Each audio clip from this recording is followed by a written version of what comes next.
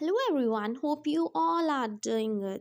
So now we are going to discuss on the topic जिसका नाम है Importance of Measurement and Evaluation, या इसको आप बोल सकते हैं inter relationship between measurement and evaluation. एक ही बात है, ठीक है। तो देखिए, हमने मेजरमेंट का कंसेप्ट किया, हमने इवेल्युएशन का कंसेप्ट किया।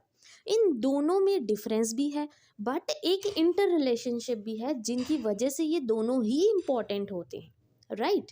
मेजरमेंट हमने क्या किया था, जब भी हम किसी डाटा को क्या करते हैं, न्यूमेरिक फॉर्म में लिखते हैं, नंबर्स में लिखते हैं, 1 2 3 4 as many numbers we want, right.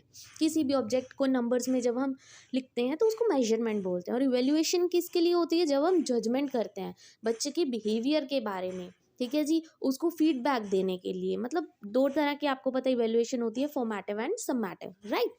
अब ये दोनों ही हेल्पफुल है, इम्पॉर्टेंट है। क्यों ज़रूरी है अब वो देखेंगे। बहुत ही छोटा सा टॉपिक है, इम्पॉर्टेंट है और इंटरेस्टिंग भी है कि दोनों ही चीज़ें किस चीज़ में हेल्प करती हैं। अगर हमने बच्चे की कुछ इंटरनल क्वालिटीज़ देखनी है, बच्चे का आईक्यू टेस्ट करना है, तो उसमें भी देखिए आपको मेजरमेंट नंबर्स तो लगेंगे।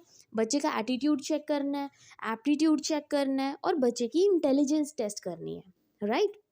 आपको पता ही होगा कि जैसे हम टेस्ट करते हैं, बिनेट साइमन टेस्ट किया हमने, ठीक है। मतलब अलग अलग जो टेस्ट आते हैं, पर्सनालिटी के लिए अलग टेस्ट आता है, तो मेजरमेंट नंबरिंग तो उसमें ज़रूरी होती है, राइट। तो दोनों ही क्या है, हमें हेल्प करते हैं बच्चे के बारे में जानकारी देने के लिए, राइट। क्यों ज़रूरी क्यों है, इनका मेन पर्पस क्या है, इनकी इम्पोर्टेंस क्या है। पहला तो प्लेसमेंट ऑफ द स्टूडेंट्स, ताकि आपको पता लग जाए कि बच्चे का लेवल कहाँ तक है, बच्चे ने कहाँ तक सीखा, और आगे जाके बच्चा किस स्ट्रीम में ज़्यादा अच्छा कर सकता है, राइट। जॉब के लिए अगर आपने किसी बच्चे को सिलेक्ट करना है, तो आप पहले उसकी क्वालिटीज़ देखोगे, उस अकॉर्डिंग उसकी इंटेलिजेंस चेक करोगे, उसका एटीट्यूड देखोगे, तभी तो आप आगे उसकी प्लेसमेंट करवाओगे, right. It involves bringing the students in the learning sequence and classification और streaming of student according to the ability और सब्जेक्ट्स, कि उसके सब्जेक्ट्स क्या हैं, उस अकॉर्डिंग उसकी प्लेसमेंट होगी, उसकी एबिलिटी कितनी है उस अकॉर्डिंग उसकी प्लेसमेंट होगी, right.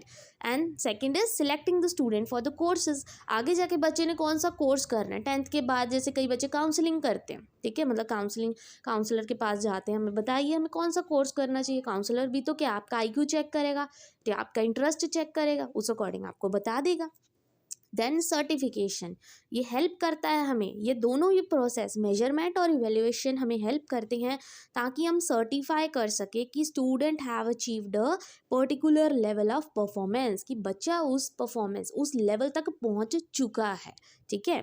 Then improving the teaching also, क्योंकि देखिए जी, हम फीडबैक देते हैं बच्चों को, हम ये भी तो देखते हैं कि कौन सा मैथड अच्छा है कौन सा नहीं है। इससे मतलब हमें हेल्प हो जाएगी, हमें रिव्यू मिल जाएगा कि हमारे कौन सा मैथड अच्छा है, ठीक है, कौन से टूल्स और टेक्निक्स हमें ज़्यादा यूज़ करने की ज़रूरत है कि बच्चे को अच्छे से समझ आ जाए। तो ये क्या है, इन दोनों की एक तरह से इंपॉर्टेंस है, और you can say inter relationship है, ठीक है जी। तो ये छोटी सी वीडियो थी, क्योंकि ये इंपॉर्टेंस वाला टॉपिक बहुत छोटा सा है, ठीक है जी। And I hope this video is useful for you. Thank you very much, and please don't forget to like and subscribe my channel.